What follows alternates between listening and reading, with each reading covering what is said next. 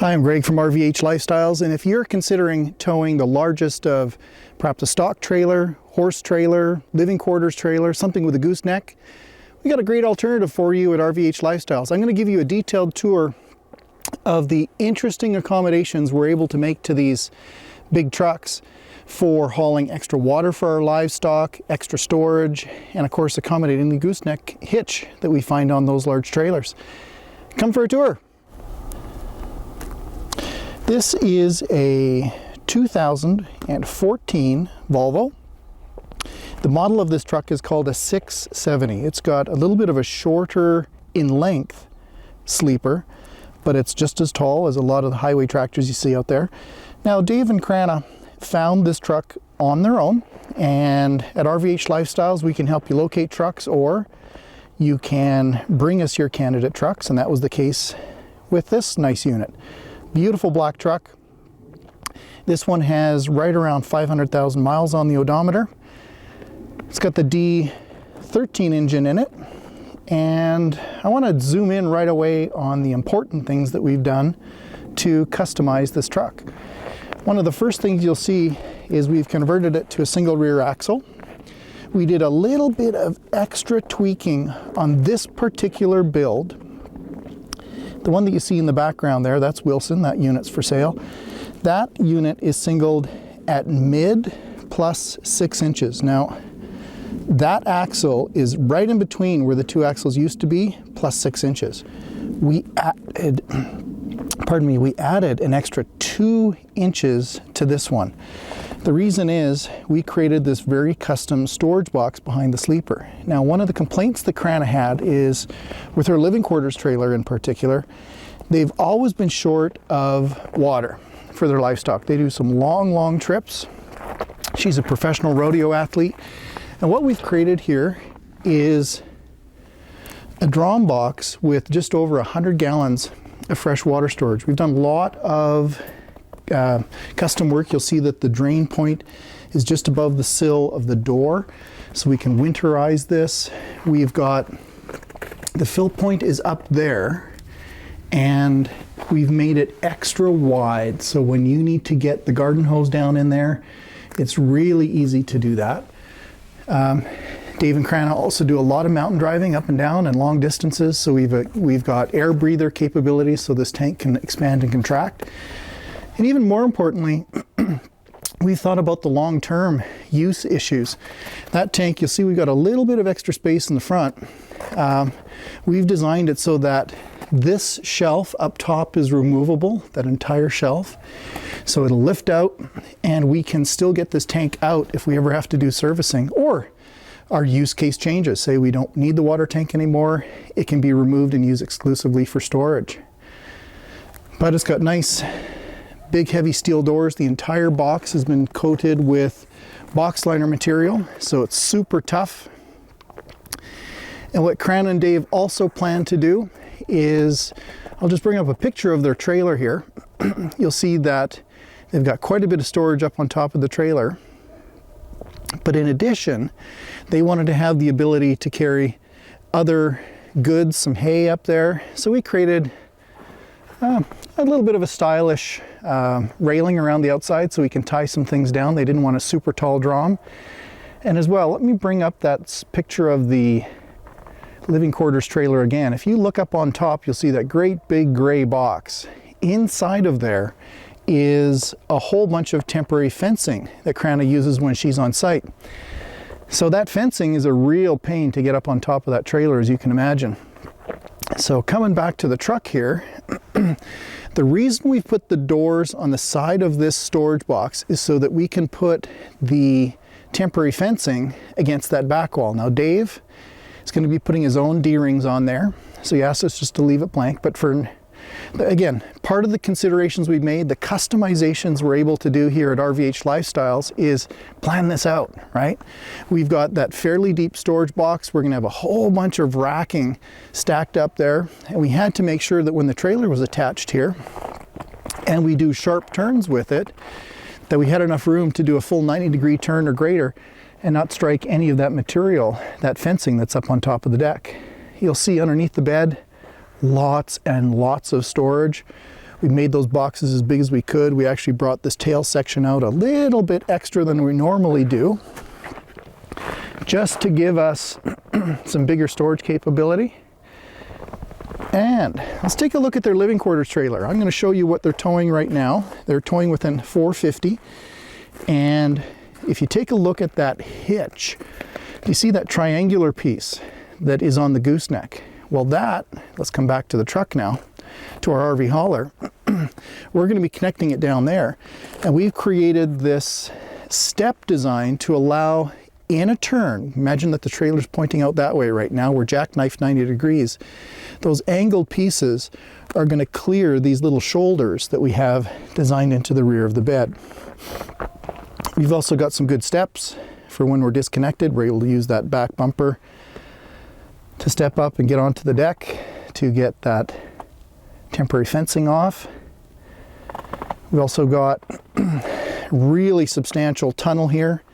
One of the future plans we made with this bed design is if Dave and Crana ever want to sell this, one of the other audiences that are interested in trucks like this are the RVing folks, not just the horse hauling folks or livestock hauling. We have the ability, we designed this space so that we can put a fifth wheel hitch into that space instead of this gooseneck. So we've done a bit of future planning. You'll see we've got a really good quality agricultural grade hitch cam. So if you are on your own, you're able to do hitching without having a spotter. And the storage box you'll see is accessible from both sides. All stainless hardware up here, so trying to fight that rust. One of the other things I didn't point out from the other side was we've actually got a second shelf up in here, so we're able to customize some of these storage solutions to what you're looking to achieve. You can see we've got a little short shelf across the front. But we've also, even down here, we've done some little considerations I can mention at this time. You know, we put a little shoulder on the side of the storage so that that tank is not going to move, both on the front and on the back. We also, you know, Dave was thinking we could maybe put some lawn chairs in here. Some lighter objects would be able to go into that space. Some of the other things that we've done, because we're in more, I would say, gravel roads and tougher road conditions, if you look, we've done a lot more box liner material around this bed design. The whole bottom edge of the truck we prepared and sprayed with box liner material. The whole leading edge of the bed has been protected as well. So it's really a thick material that stands up to road debris over time. I'll also point out this transition piece, this is actually a heavy PVC, a heavy plastic material. So it stands up to any road debris that comes this way as well. Also for long-term longevity and life, you'll see we've even put the box liner around the leading edge of the wheel wells, and everything up inside underneath the bed has been sprayed with box liner as well. And some other small things like making sure that we've got the mud flaps really close to the ground. So we've got about a 4-inch clearance there to make sure that, you know, none of the debris off the truck goes back towards their beautiful and heavy trailer. Something else I'll mention just while we step back and look at this beautiful black truck is, let's face it, we like our rigs to have a little bit of shine. So we've polished the wheels for Crana, hubcaps, a little bit of chrome, some toe kicks there, and one of the other upgrades we've done is this beautiful herd bumper. You'll see this is not just doesn't just go into the pin pockets, it's actually gusseted up underneath to the frame. It's a really strong bumper. So you can see how that connects up under the frame. I wouldn't classify this as just a deer bumper. This is going to protect you from larger animal strikes as well. But you pull a couple quick pins there, it folds down out of the way to get access to the hood. Now, as I said, Dave and Crana located this beautiful Volvo on their own, and we're happy to have our customers locate nice candidate trucks like this. What I want to share with you as well is some of the other things that we've addressed while we were doing the singling, the converting, and the customizations. I've got Nate here close by. We're going to take you on a tour and explain just frankly some of the reality that you have. No matter how nice the truck is, there's always those little things that we might find while going through the truck. We thought we would share that with you too, just so you have a fair impression about what goes into making one of these rigs reliable.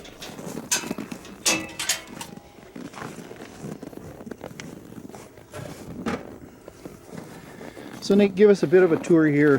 What are some of the things you repaired and found on this truck while you went through it? When I was doing a really thorough inspection on the truck, we found there was a cracked overload spring on the rear end of the truck. So we replaced that, put new U-bolts in, new nuts, torqued them down. One Z spring was bent. We ended up replacing that one, taking it off the other axle, putting it on. So we didn't have to buy parts, which was cool, right? We were able to use saved some money on that. What else did we do? We did a new steering box. What did you see? What was you observed with that steering box? The pitman arm down underneath here actually had vertical movement side to side, and it ended up that the back seal was shot as well as the carrier bearing. So we had to replace it. It was more time consuming and actually more money to rebuild it than it was to just buy a new one. What else have we done on this How about truck? leaks? That's right, we did the oil filled tube at the very bottom going into the oil pan. So that's a pretty common one, isn't it? Yeah, the seals just dry up and they don't do what they're supposed to. Do you want to point at where that is here? Yeah, I don't know if you can actually see it. Down at the very, very bottom of the fill tube here. And the other thing I did while you got the camera here is the crankcase vent seal. On the very back there's a seal. It dries up, cracks, causes issues, so we replaced that as well. Also going through it, we found air leaks on the back of the tank.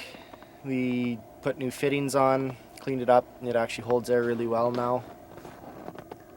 How about some of the servicing? Fuel filter? Fuel filter, it's pretty common with age. Fuel filters are just a maintenance thing. You do a lot of them.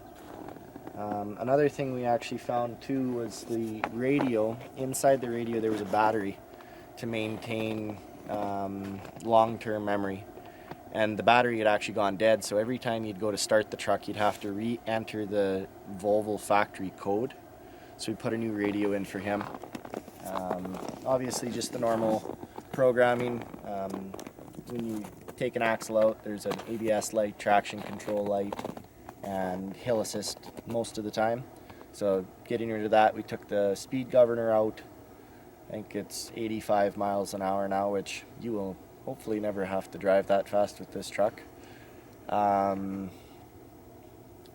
Brake pots. Brake pots, slack adjusters. The old brake pots that were on here, they were seized up, not functioning properly.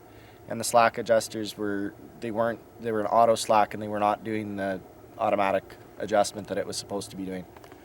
So I replaced both of them on the rear axle.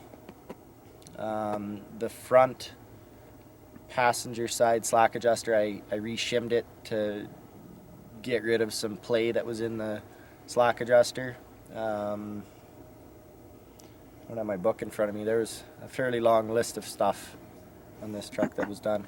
But really, Nate, this was a beautiful candidate truck, and things that we found, would you call that normal? I would say so. There's a lot of different levels of inspection in my mind, and one of them is an inspection to sell, and then there's an inspection for the safety of others, and we really go to extreme measures to make sure these trucks are safe and gonna last for you as a customer. So it's a really thorough inspection. Well, we appreciate you giving us a little rundown of the things that we've done to the truck. Thanks for your time, Nate. You bet. Well, Nate closes up the hood here. I'm Gregg from RVH Lifestyles, and I have a favor to ask. Hang on, don't leave. If you have any questions about the kinds of work that we're doing, or if you have any interest in these particularly this horse hauler or livestock accommodations that we made, please post your questions down below in the comment section. And as well, while you're going by, give us a thumbs up. The other option you have is, if you're interested in what we're doing, please subscribe. Hit that subscribe button, hit the bell as well, so that you get notifications when we posted new videos. I'm Greg from RVH Lifestyles. Here, I'm going to throw the video on the screen. I'll just put it up on the side of us building this RV hauler. If you want to see some of the behind the scenes information about how we built the bed, here you go.